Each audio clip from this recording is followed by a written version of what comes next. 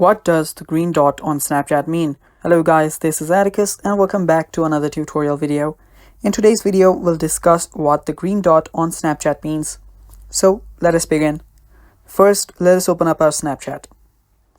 After opening up our Snapchat, if you scroll down for a bit, you will see the quick add section, and under the quick add section, you will see the green dots.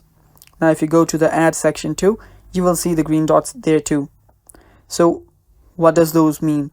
Those green dots indicate that the person has been active on Snapchat recently. Now, if you have been active on your Snapchat recently, you will get the green dot too for some other users. So these are basically indicators of that these very profile and the users of this profile are active on Snapchat, and that is basically it. You can turn this option off. This is a feature. You can turn this feature off too if you want to by going on the settings section. And that is basically it, guys. That is what the green dot on Snapchat means. Thanks for watching. Stay tuned for more upcoming videos. Bye bye.